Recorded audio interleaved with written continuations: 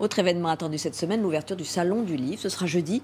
Et à cette occasion, nous avons voulu nous intéresser à ceux qui se lancent dans l'écriture et qui ont souvent du mal à trouver un éditeur. C'est même un véritable parcours du combattant.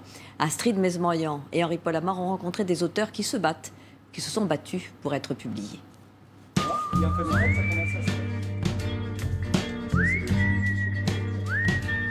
Combien sont-ils, ceux dont l'univers ou le discours sont restés dans l'ombre? Rares sont les jeunes auteurs à percer.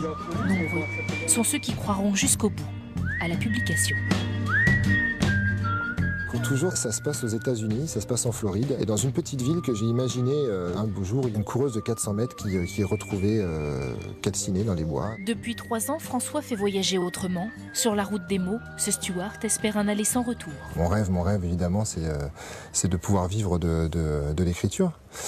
Mais aujourd'hui, je suis Stewart. Ouais. François en est à son 4e thriller. L'auteur en herbe est opiniâtre. Ceux-là, ils sont partis de chez un éditeur et ils sont revenus aussi, puisque quand j'ai les lettres de refus, ils me demandent si je veux récupérer les manuscrits. Pour se rassurer, on peut se dire que notoriété et talent ne sont pas toujours corrélés, mais il fallait surtout un subterfuge nommé Bookstory. Guillaume l'a conçu il y a 1 an. Sur cette plateforme, l'auteur soumet son manuscrit. Un comité de lecture de professionnels du livre sélectionne ses coups de cœur et les édite en ligne. Les internautes téléchargent, commentent, échangent avec l'auteur. Et si l'écho du lectorat résonne, Guillaume va démarcher un éditeur papier. Bookstory, c'est une boussole, aidant l'auteur à s'orienter dans le tissu éditorial. On se laisse guider par les lecteurs, c'est eux qui décident. Par contre, après, il faut savoir orienter les manuscrits vers les bonnes maisons. Parce que si c'est pour faire comme les auteurs font, les envoyer par dizaines un peu partout, on n'a pas de raison d'être.